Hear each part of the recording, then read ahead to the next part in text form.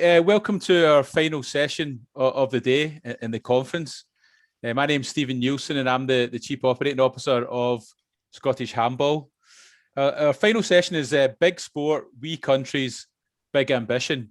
And for those of us that aren't native English speakers, the wee means small countries, maybe in terms of population, and probably in the context of today, not what are considered the bigger handball countries, if you like.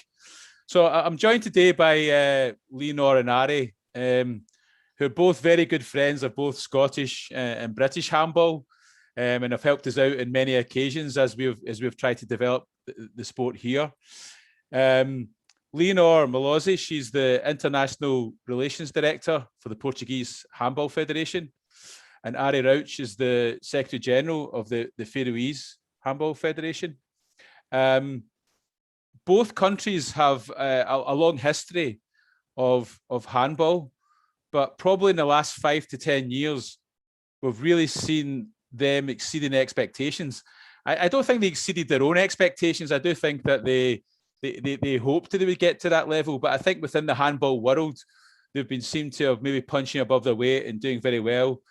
The situation with the Faroes, they've won the IHF trophy worldwide, they've won the European Open, and both their men's and women's teams qualify for the Euro second phase, which is pretty amazing for a country of just under 55,000 people.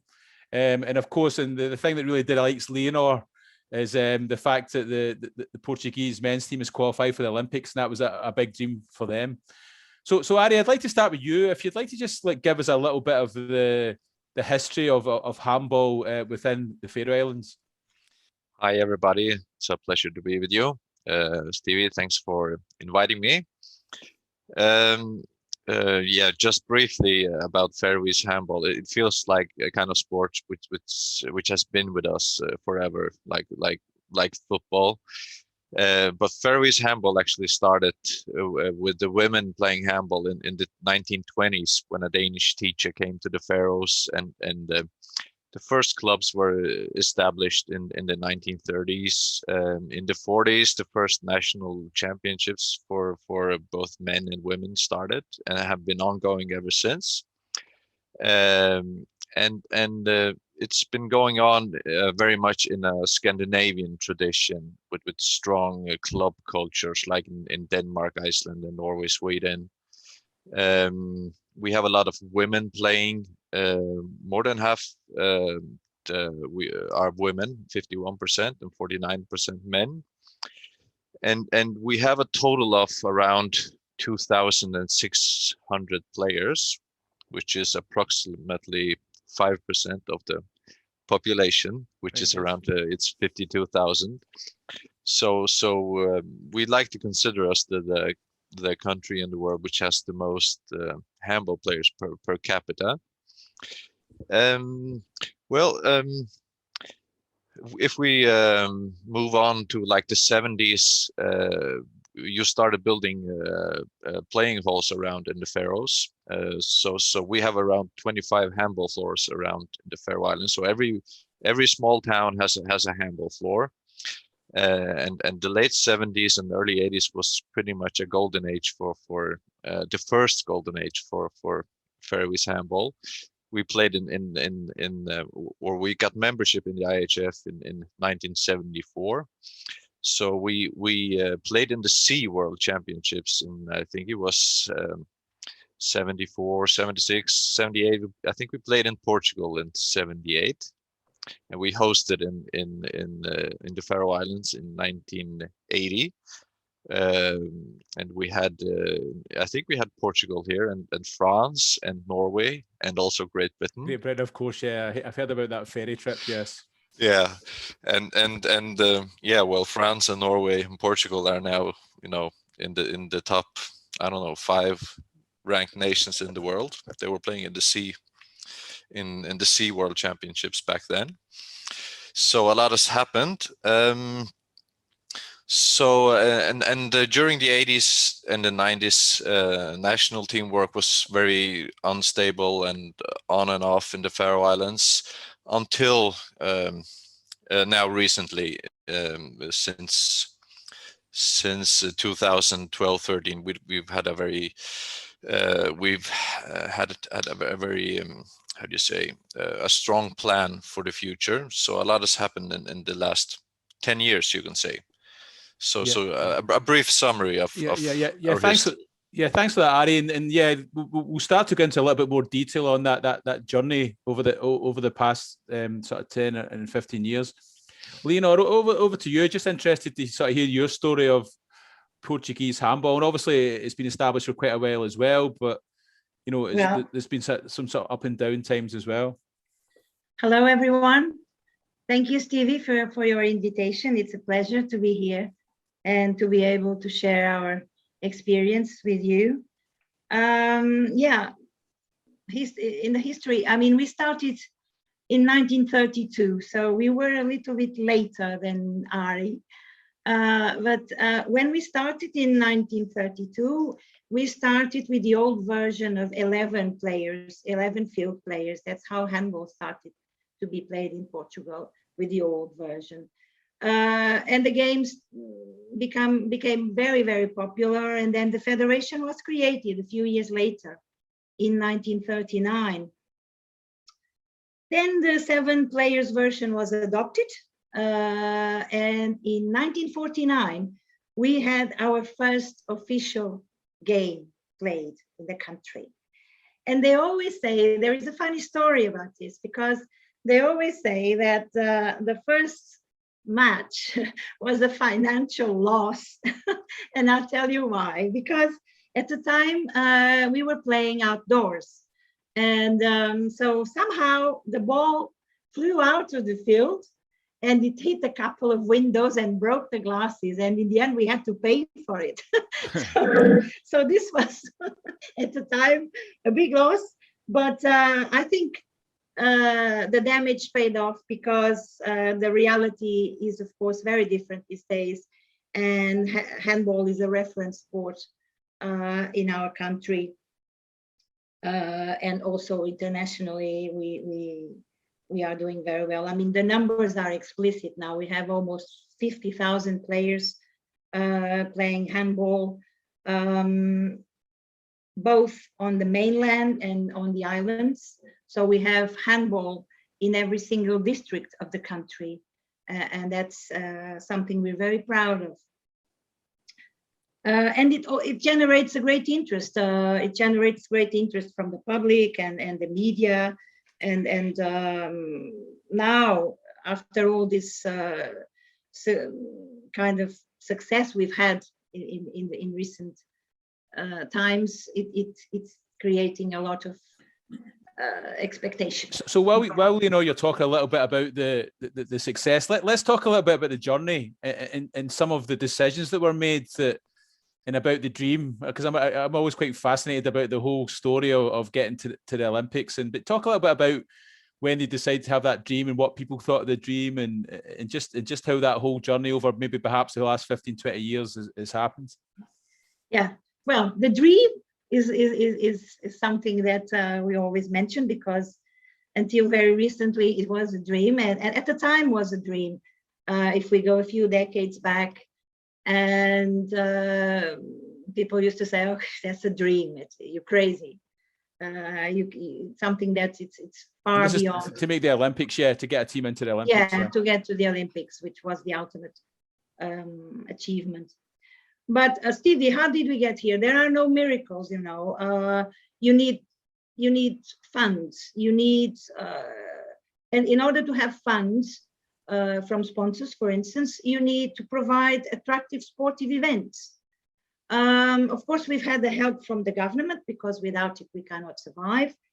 And we've also had the help from the EHF through their programs, through their cooperation projects. And that was a major help, also helping us grow.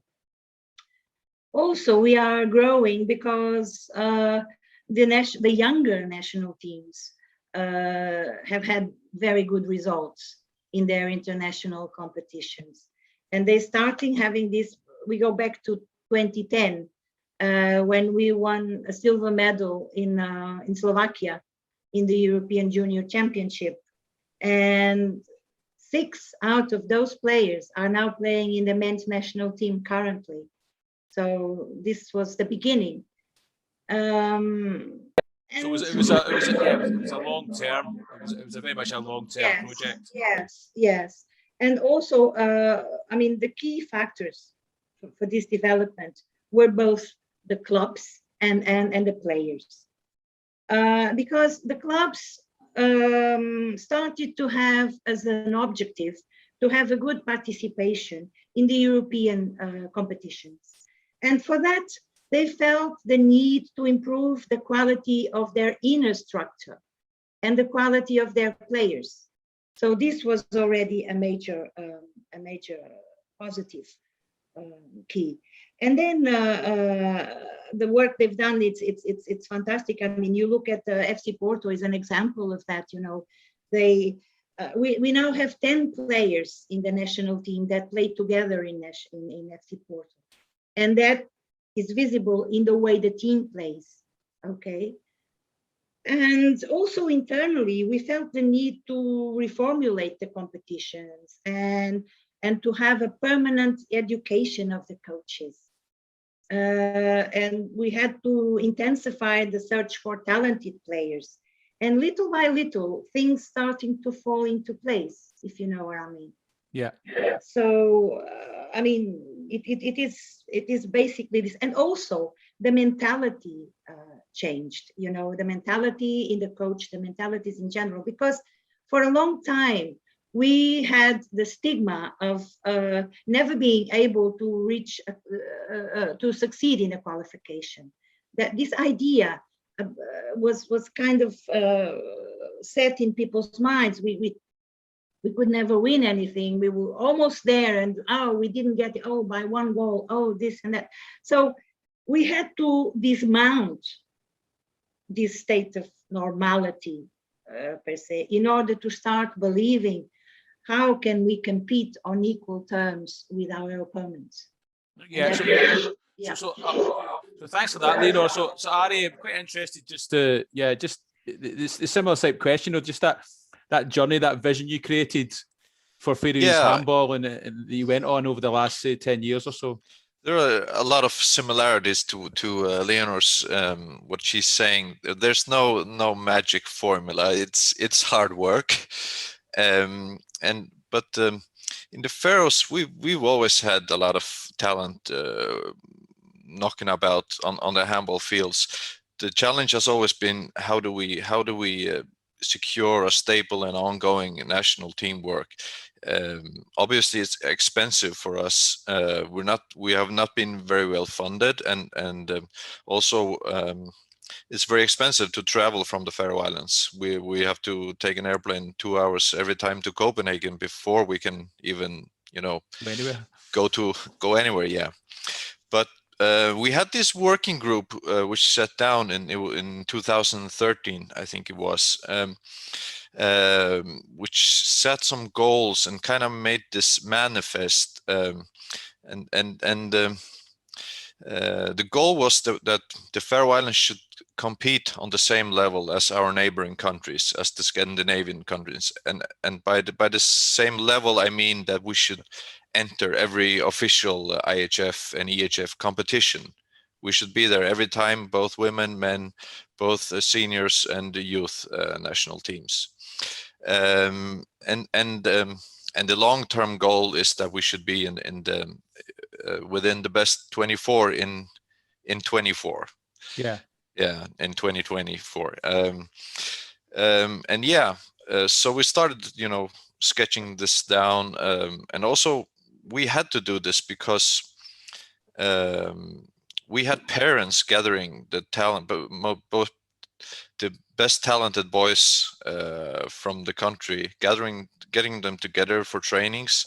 It was almost like they were, creating a national team without us.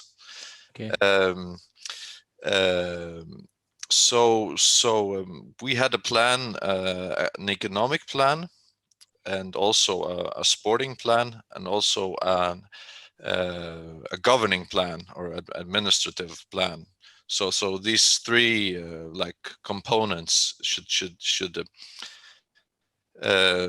make it happen, and you can't have great sporting talent if you don't have the economy to back it up, and it's also impossible without somebody without the administration.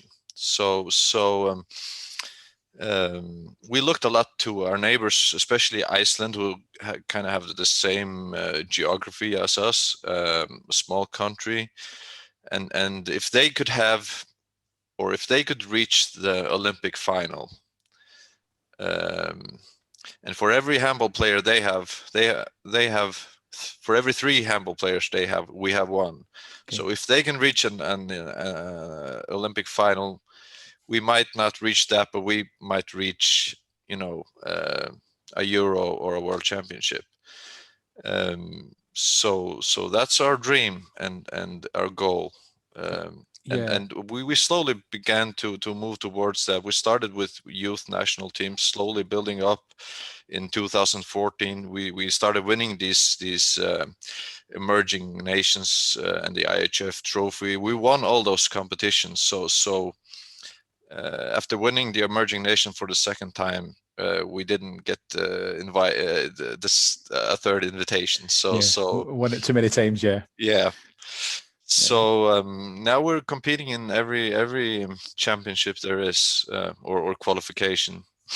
Yeah, can I just so one of the things? So I've got a question from Shane in the US, and it's a kind of situation that we have here in Britain, where he's talking about the facilities that are available, and obviously in Britain and in the US a bit of a challenge because handball is not an established sport, so we do have the difficulty of where do you start if you don't have the facilities. But would you say you had good facilities when you started, or was that a challenge, or was there any other challenges as well to both of you about that to make the plan happen?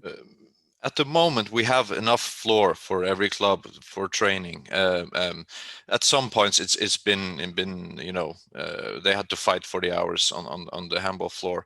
At the moment, it's okay, but we have this Scandinavian tradition of handball. So when they're building halls, they're building it, first and foremost for handball, secondly for like volleyball. So it's got the right measures, and the mentality about the playing halls is that they should be open. You should allow the kids to come in and play. Of course, there's somebody training, but behind some goal, there are some boys throwing balls. And when there are 5 minutes when nobody's playing, they get out on the floor and they play and they try to make some trick shots. So we always try to promote the idea to keep the halls open for everyone. Leonard, did you face any challenges? What were the sort of challenges you faced during that time? Potentially, I mean, obviously, I would think in Portugal, there's quite good sports facilities indoor, so not necessarily the same sort of challenge we have here or in the USA. But what sort of challenge did you have in implementing the plan? Well, I mean, we've had good facilities, more or less along the years, but I mean, the smaller clubs don't have the same possibilities as the big clubs, because we have the clubs that are linked to football. They have more money, therefore they have access to great facilities and infrastructures. The smaller clubs, the wee clubs, that as you call it in Scotland, have to fight for facilities, and of course some have the help from local schools or from municipalities, for instance, and they have to do it on a rota basis. Like, you have to rotate the different teams on a schedule. So, but it fits somehow. And when you want to do it, you can do it, and you find a way. So, to both of you, really, I mean, do you think that having that very clear vision at the start was very important of where you wanted to get to? Yeah, Ari, do you want to go? Well, to some point, I think at the same point, I think you need to gather strong people, motivated people. You need to employ people also. So I think that's also important to find the right people that have the, So the collaboration, yeah. So that it's important to have, a lot of people who can share the workload, I suppose, to take it forward. Yeah. Professional and volunteers. What I mean, you've touched on some points, and Leonor, you mentioned a little bit about it when you were talking about the progress at Porto, who are now obviously in the Champions League, and the fact that so many international team players are there. I mean, what were the key factors that? I mean, you've had this sort of 10 or 11-year period to this Olympic qualification from the time when you had the men's 20, I think it was in Slovakia, where you finished second. What's been the key success factors over that period? Well, like I said before, Stevie, we had a complete change of mind. We had to focus on what we really wanted, and we had to invest on the education of the coaches, on the search of talents, and also the clubs themselves changed their inner structure. They became much more focused on their goals, on their main goals, and that made them grow. That made them search for alternatives, and this was a major factor. And I mean, I don't know if you're going to allow me to talk a little bit more about the dream. Yeah, well, I think it would be good. I think it'd be good to talk about the current men's coach, who came along and eventually gave you that very, very small last percentage, if you like, to get you there. And it would be good to talk about Alfredo as well, and just the situation. Yeah. Well, Paulo was a big it's fantastic. He works, the way he works with the players, the way he treats the players makes all the difference. And he has been doing a great job. And he was the one who actually orchestrated this change of mentality within the team, by implementing this ambition together with hard work and the will to win.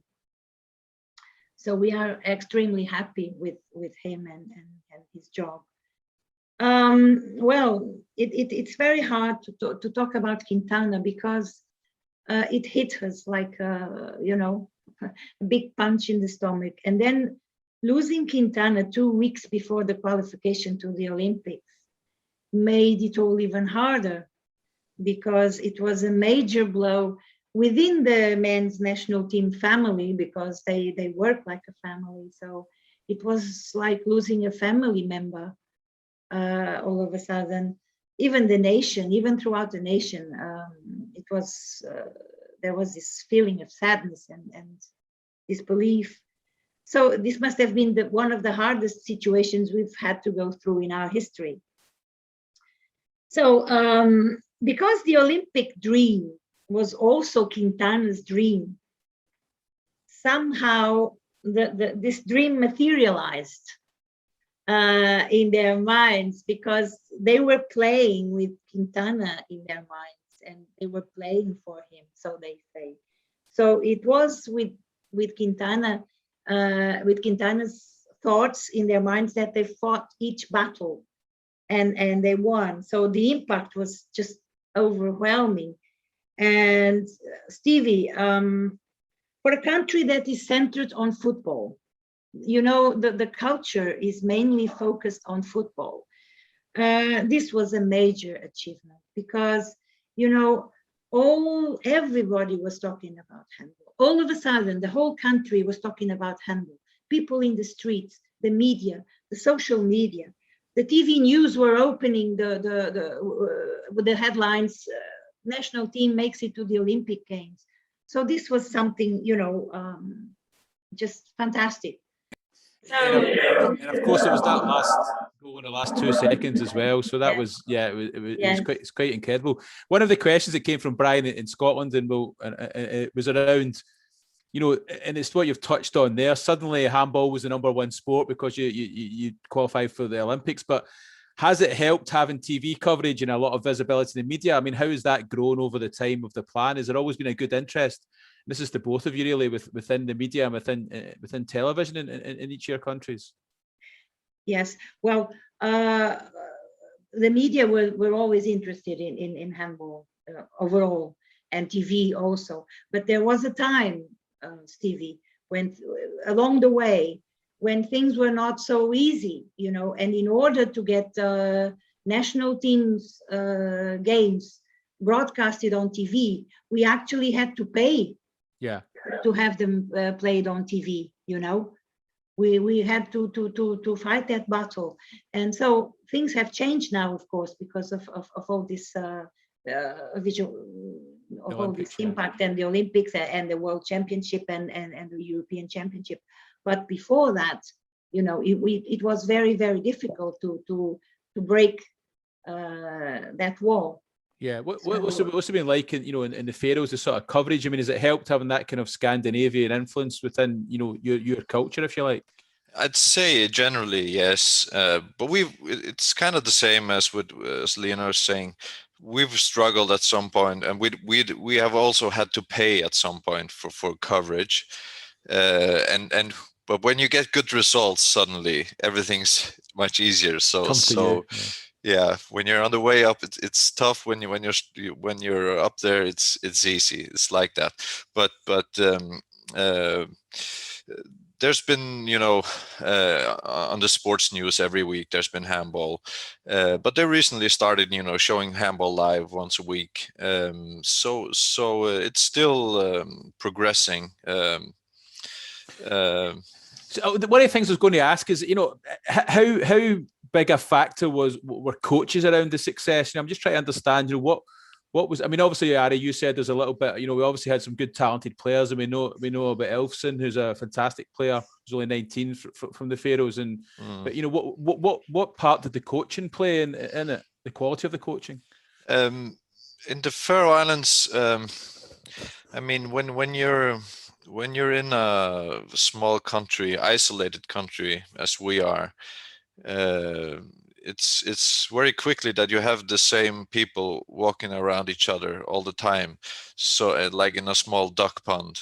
Yeah. And so we've always tried to interact with other or to seek somebody from the outside just to bring something new in.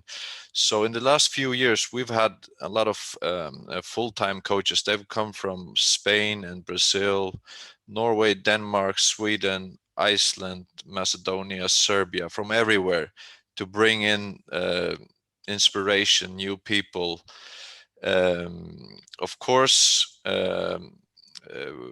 we also have our own coaches, which we need to educate and develop, and maybe that's an area where we need to lift a little bit. But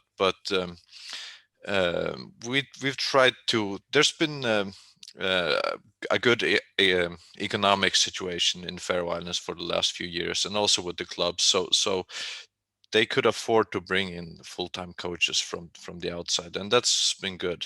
That's helped. Yeah. So what about in Portugal as well, Leonor? Was it the coaching? Was it the quality of the coaching? Was that grown from within, or did you have the influence from other countries as well to help bring the level up? Yes, I mean, it's a little bit like Ari was saying. I mean, we've had foreign coaches along the line. We've had coaches from Sweden, from Spain, from all bigger countries where we could find some inspiration from. And I mean, FC Porto still has Magnus Andersson as of course, yeah, their main coach, and is doing a fantastic job in the club. But we also invest on our own coaches, and we have a very good educational department within the federation, through which we give support to our coaches in various areas.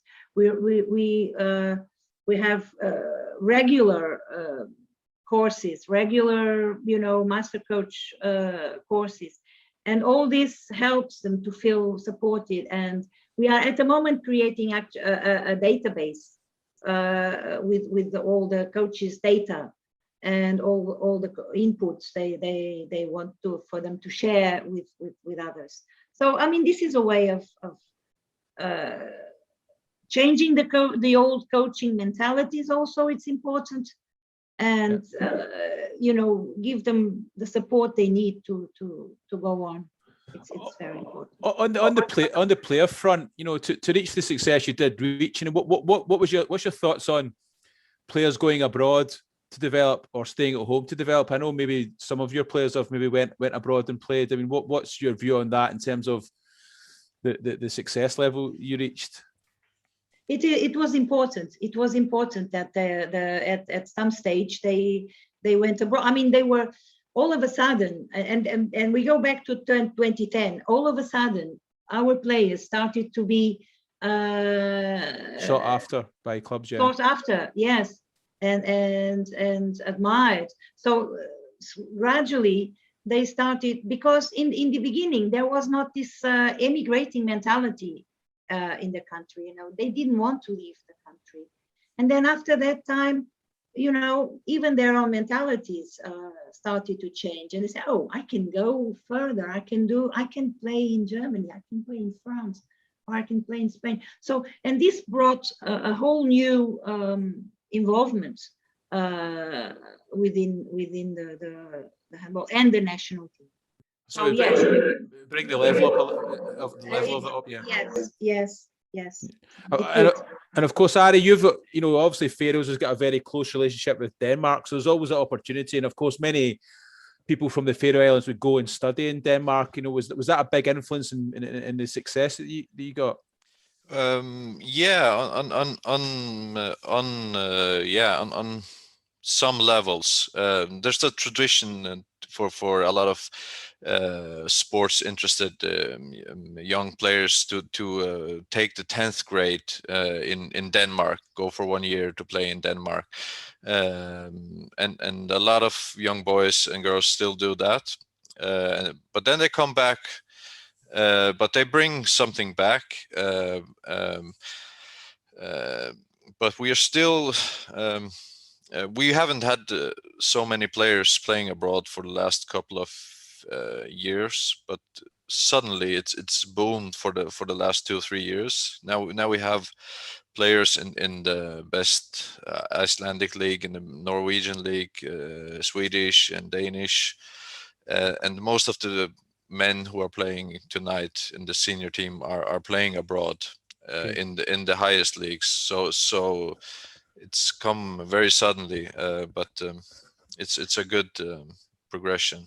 I mean, do both of you think that that's you know, it is a sort of important step? I mean, it's something that's it's kind of close to getting there with Great Britain. There's obviously there's a couple of players. There's a few players probably from Britain playing in Portugal. I don't know if there's any. Oh, there's now a former British national who's now a Faroese national playing for the Faroe Islands team.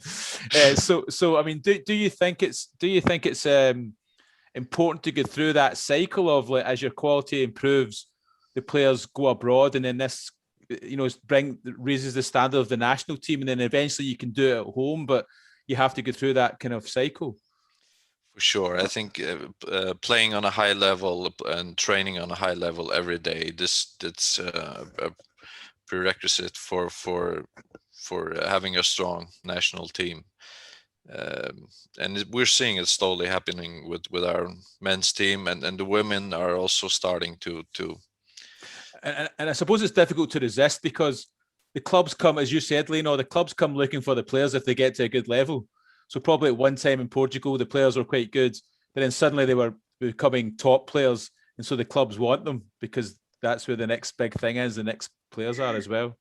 Yes, but then again, okay, the major clubs in Portugal, they go and get Champions foreign League, players, yeah. You know. So same way back, yeah. So you've got a lot of imports as well now, because the clubs have been so successful. It's become a business, you know, import export kind of thing. Yeah. So how do you so you've reached this good level? I know that there's still some way to go. I mean, I suppose you're not quite the level of France or perhaps Germany and some of the other countries. So there's more room to get to the top. But how do you stay in this current level that you've actually got to? What's your thoughts on how you're going to stay in that level, Leonor? Well, you have to keep doing what you're doing well, and you have to try to improve the points that you still need to work on. So, and you have to keep on this intensive work with the younger generations in order to guarantee the renewal of players then on the senior level, and avoid creating gaps, because that's sometimes, if you don't keep a constant work on the younger generations, then it will be very hard for you to renew, you know. So you have to keep it growing constantly, you know, at the same pace. And I mean, you just have to keep on investing on the education of coaches, on the education of players, the education of officials, and keep your ambition and think that once you've reached it, then you can stay there and you want to be there. So work and ambition go hand in hand, I think, a little bit. And keep education. Education is fundamental in the whole process. Yeah, what about for you, Ari? Yeah, it's as Leonor was saying, it's an ongoing process. You know, when you get to a certain level, there are new things you need to relate to. You know, when you have a lot of players abroad, you have to bring them back home. There's more traveling. It gets more expensive. When you're playing at a higher level, you have to prepare better. So just when you thought you had enough funding, you need more. You need to get suddenly you need get better coaches. You need to pay them more. So it kind of develops all the time. So you have to keep on working on the economy and funding, and you have to keep developing talent. You never slow down on that part. That's fundamental. Education, good coaches, involvement of Everyone. clubs, So parents, collaboration, so the whole collaboration of everyone is very important. A question, we've got a question in the Q&A from Shane, and it's one of the things you were talking about, Leonor, as well.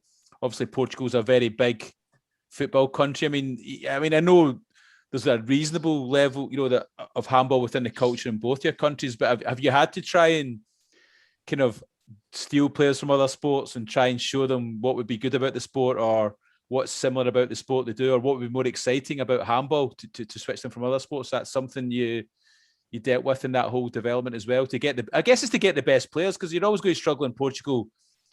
The children growing up, the best players want to be Ronaldo, right? So they're going to go there. So what do you do to counteract some of that?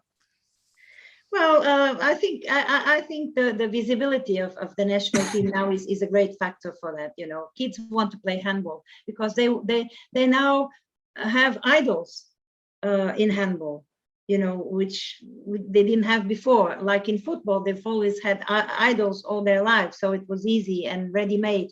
But now with handball, they started to see there are, you know, great players, great handball players, and they're on TV and they score goals, and they want to be like them. Yeah. So this has been the major of attracting people. Yes, for sure.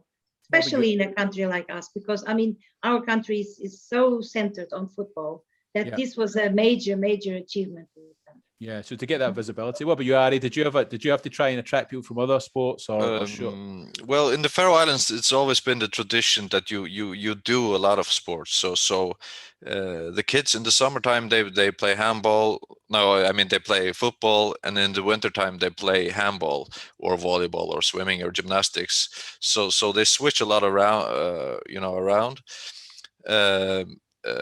It's very normal to play football in the summer and handball in the wintertime, but we feel also, the power of the football. Their championship tournaments are becoming longer and longer, stretching it out, over several more months. So it is a competition. But as we've grown bigger, the athletes usually have to choose when they become, I don't know, 16 years old. They have to choose between handball or football if they're, if they're being serious about the sport. But we're seeing more and more choosing handball before they always chose football because they had all these national teams under 16, under 18. Now we have that also, and they're starting to choose handball also. So it's a good development for us, and especially on the female side, we are ahead of the football. Yeah. So the success brought the more attraction, Yeah. attraction to handball. So the final question I've got for both of you is, what's the new dream, or what was the extension of the dream? Where next for both countries? Where are you going to take handball in 10 years? So where is it going to be?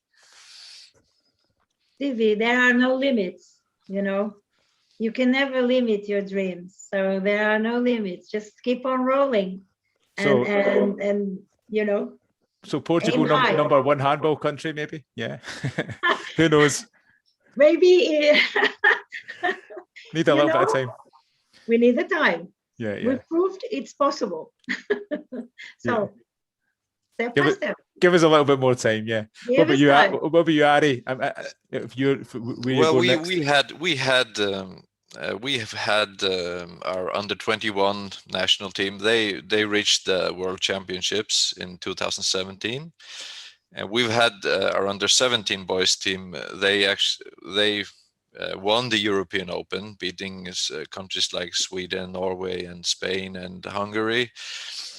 But our big dream is to reach the Euros with the senior teams. I mean, the Euro is 24 teams. You have 8 groups, and 2 qualify from each groups, and the 4 best third-ranked teams. And I mean, with a good draw, it's not impossible for us to become number 3 and reach the Euros. And we have another dream, that is building a real arena in the Faroe Islands. We don't meet the criteria of arenas for EHF qualification matches and competitions at the moment. So that is an area where we are behind. So okay. So thanks to both of you for joining me today, and I hope you achieve all of your dreams for handball in your countries. So thanks very much. Thank you. My pleasure. It was a pleasure, and good luck for Scottish handball too. Thank you very much. Thank you.